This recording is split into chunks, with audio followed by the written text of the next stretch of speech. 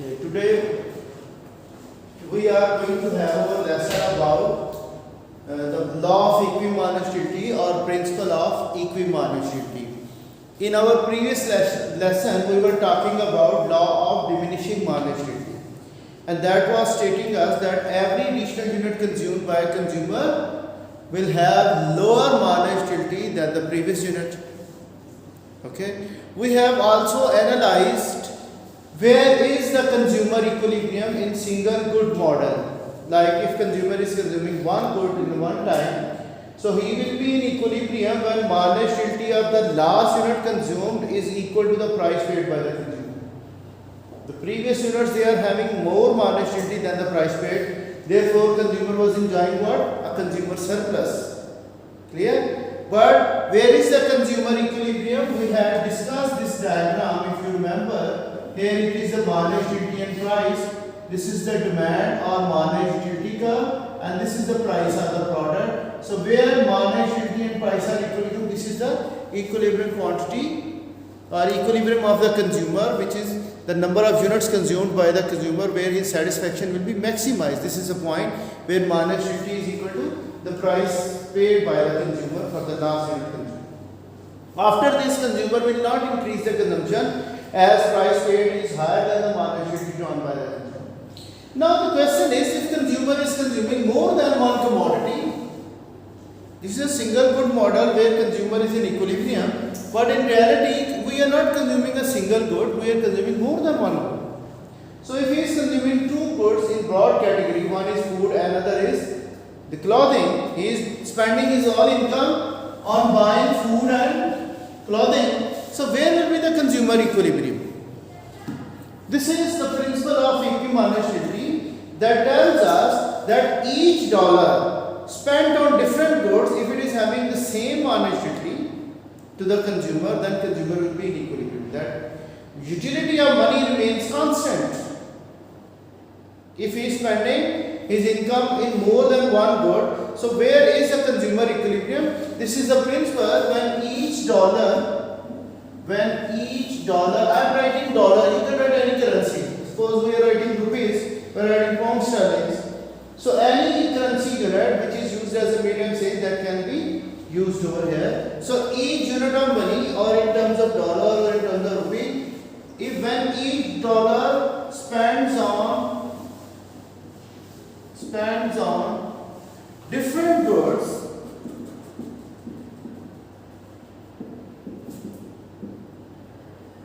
will have equal monetary utility, the consumer will be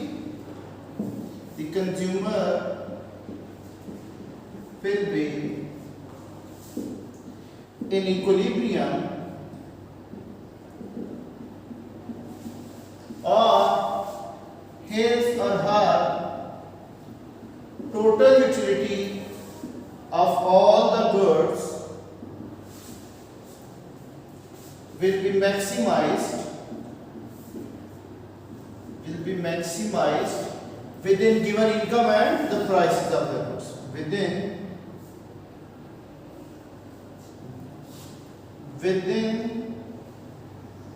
given income and prices of the goods. Given income and prices of the goods. For example, I am writing this law in this way. He is consuming two goods. Monetarity of X over price of X should equal to monetarity of Y over price of Y. Suppose X is food item and Y is cloth item. So if monetarity he is drawing from X, that is 400, and its price is $40, and here his monetarity from Y is 200 and its price is $20. Do you think this is the equal ratio? Okay, you can find there is 10 monetarity per dollar from X, and same is the case over here, 10 monetarity from each dollar when it is spent $20 on commodity one. So the units of money spent on two different goods are different as well. but each dollar spent on X and Y gives the consumer equal managed utility. The utility of money is constant in this case. So law of equimanaged utility states that when each dollar spent on different goods, you can have n number of goods, like managed utility of Z over price of Z should also be having the same conditionality. Clear? So we suppose there is another good which is good Z, so its price should also have its managed utility is now 50 and its price is $5. So again consumer will have the same managed utility from the third good consumer. So when this condition is fulfilled, we say he is or she is a rational consumer. He or she is getting the best value of money spent on all the goods which he is consuming or she is consuming, that each dollar spent on all the goods will give the consumer same managed utility. If one commodity is having more managed utility per dollar, consumer will buy more of that good. Now I am going to change this scenario. Suppose it happens, I am going to raise it.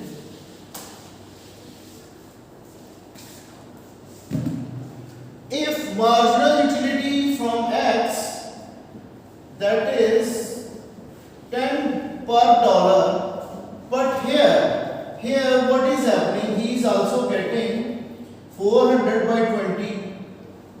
So how much is the managed utility from here? That is now 20 per dollar, which is not equated.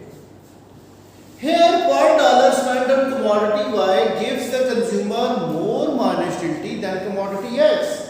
So what will happen? Consumer will increase the consumption of commodity Y as per dollar spent on this commodity is giving him more satisfaction, more managed utility is there. Therefore demand of good Y will be increased. As consumer is consuming more units of Y, its managed utility now when we consume more of a good within the same time, its managed utility diminishes. Again this ratio can be equated where managed utility is equal to managed utility per dollar equals to the commodity X. So we think that when each dollar spent on different goods, in one case if its managed utility is higher than the other good, consumer will increase his consumption where per dollar managed utility is higher for the consumer. Now I am going to use different numeric values in order to make you clear how consumers can reach to the equilibrium point when they are having fixed income in their pocket and the prices of the two goods are also given to them, and they will be finding which bundle of X and Y will increase their total utility or they will be in equilibrium. Now I am going to erase all these things.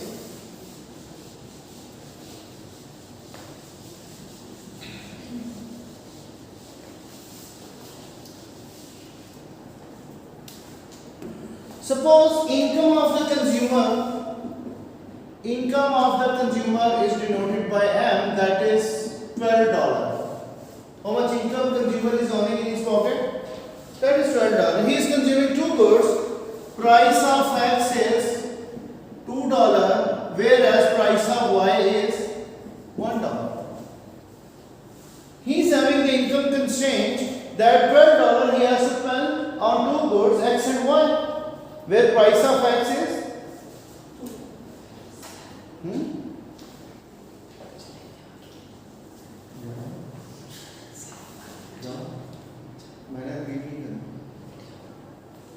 So we are going to say here we find there is a $2 price of X.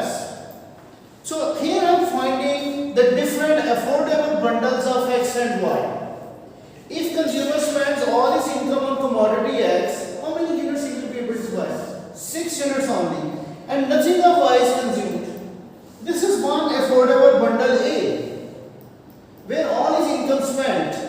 His income is equal to $12, and you can find his expenditures are also equal to $12.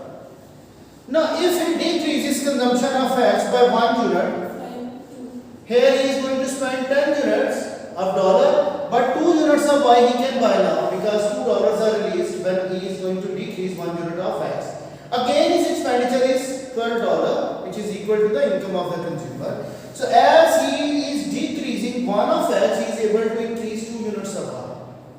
Every time, here it is 3 and 6, 2 and 8, 1 and 10, and 0 and 12. These are the possible bundles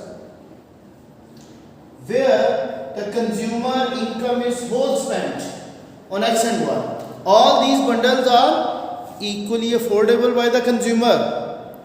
So do you think which bundle will maximize the consumer satisfaction? C. How? How do you say? These are the equal quantities. In order to see which bundle is going to increase the total utility, we need to know about the marginal utility of x and y. Now I am going to have a table of, this is the quantity of x, marginal utility of x, quantity of y, and marginal utility of y.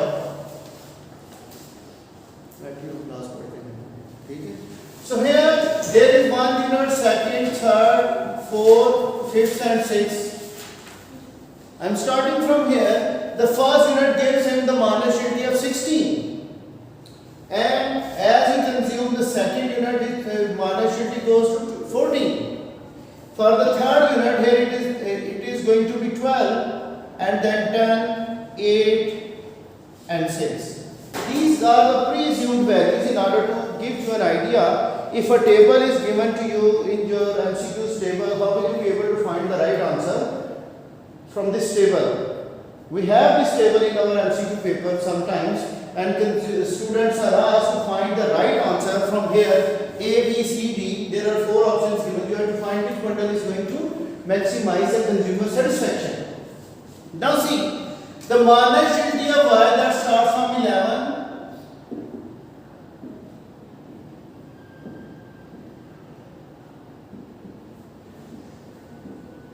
Okay. These are the hypothetical values. You can see I have taken them for you people in order to explain you the principle of equimarginality.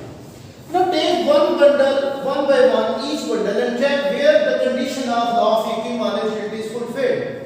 Now suppose we are having this bundle A, where we find 6 sets and 0 y. For the 6 unit of x, how much is the marginality? 6. Here I am writing marginal utility of x over price of x should equal to marginal utility of y over price of y. So here it is 6 by 2. Do you think it is equal? So this bundle is not fulfilling the condition of principle of equimarginality. Okay. Now come towards the bundle B. What happens? In bundle B, what is going to happen? In bundle B, there is 5x and 2y. And writing again, marginal utility of x over price of x should equal to marginal utility of y over price of y. For the fifth unit of x, how much is the marginal utility? 8 by 2. Its price is $2. And for the second unit, it is 10. 10 by 1. So it is not equal. It must be equal. Yes, he is going to have more per dollar marginal utility for commodity Y. He will increase its consumption as this $1 spent on commodity Y gives him more satisfaction than commodity X. Here the 8 is here is the 4 marginal utility per dollar, and here it is 10. Now come towards the bundle C, as you were saying. C bundle, there is 4x and 4y. So what is the marginal utility of x? Should equal to marginal utility of y over price of y and over price of x. For the fourth unit, what is the marginal utility? 10 by 2. And for the fourth unit of y, 8 by 1. Is it equal? Still y is giving the more satisfaction. Principle of equimarginality is not fulfilled. Now come towards the bundle D. What is happening in bundle D? 3x and 6y, isn't it? This is the bundle D over here. Find out the marginal utility of x over price of x should equal to marginal utility of y over price of y. What is the marginal utility for the 3 unit? That is 12. What is its price? $2. For the 6 unit of Y, how much is the Marnish utility? 6. 6 over $1. So why do you take that 6? This is the Marnish utility of Oh, 12 is where? For the 6 unit of Y. Oh, Okay. Now see, here it is 6 and here it is again 6 per dollar. So this bundle D is actually fulfilling the condition of law of equivalence. If you measure the total satisfaction of the two goods consumed, that is also maximized. You can see how much is the total utility of the 3 units consumed. 16 plus 14, 30 plus 12, 42 is the total utility. And here the total utility of all the 6 units consumed, that can be 51 maybe. So the total satisfaction of the consumer by spending $12 of his income, that is maximized where this condition is fulfilled. Because aim of the consumer is to maximize total utility within given income and the prices of the goods which are offered to him by the market. Here can I write in this way, marginal utility of X over marginal utility of Y should equal to price of X over price of Y. So marginal utility of X is 12 over 6, price of X is 2 over $1. So you can find their marginal utility ratio is also equal to their price ratio. So consumer will be in equilibrium when this condition is fulfilled, or their marginal utility ratio is equal to their price ratio. So consumer will be in equilibrium, his total utility will be maximized within given income and the prices of the goods from the market.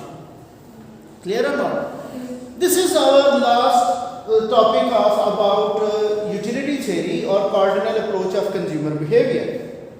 Do you think this is a realistic approach to explain the consumer behavior? no. It is unrealistic. What is the main point of unrealistic theory of consumer behavior? Because utility cannot be measured in terms of numbers. This is inner player. We cannot measure it. There is no measuring mechanism available to measure the satisfaction of the consumer. Right now you are sitting in an air conditioned room. If you take a glass of water, does it have the same utility level as a person who is sitting in the sunshine? No. The satisfaction. How much satisfaction you are gaining and how much he or she is gaining? There is no method. We can't say there is a marginality of 16, 14. These are the pre-assumed values. You cannot measure in terms of numbers. Second thing about this utility theory, if time period varies, these laws cannot be held. Like you are drinking 6 glasses of water throughout the whole day, this law cannot be held. This is time bound. Taste of the consumer is also constant. Clear or not? At the same time, consumers are not always equating this thing in the market. That every time you are measuring the marginality and equating it with the price. Consumers are also showing their irrational behavior. Sometimes we are buying the goods because of the advertisement we have seen on television. That one of the brand ambassadors is using this product, so you are also going to buy it without considering the utility. Sometimes we go to the market and we are having impulse buying. What is impulse buying? The products are properly displayed. By looking at them, you are buying them. We are not considering the utility. So consumers are also showing their irrational behavior in the market. And for the durable, like you are buying a cell phone, you are paying a very high price for that cell phone because of its durability. And sometimes uncertainties are also happening. Can we equate the marginality of cell phone with its price? Uncertainties are present. Clear or not? So this whole utility theory, where utility can be made in terms of numbers, it is having certain limitations. consumers are not always behaving rationally. They can show their irrational behavior. They can also buy the goods just because of their advertisements. They can also having impulsive buying, and the most important one, utility cannot be measured in terms of numbers. We can rank the goods according to their satisfaction level, but we can't say how much satisfaction a consumer is gaining out of the consumption of any good. So that's about our utility theory, a law of diminishing marginality, law of equimarginality, to explain you how consumer analysis, consumer satisfaction is analyzed. So we have made the understanding and knowledge about this theory. We have explained them by using the numerics, by using the diagrams, and we have also critically evaluated the theory. All the objectives of Cambridge assessment, they have been fulfilled by explaining you all these things which are related to the consumer behavior. And in our next class, we will be starting our ordinal approach, budget line and indifference curve, how consumers will be showing their behavior and how this consumer behavior will be analyzed in detail by using another approach. The same results can be concluded by using another approach. Okay, that's all for today.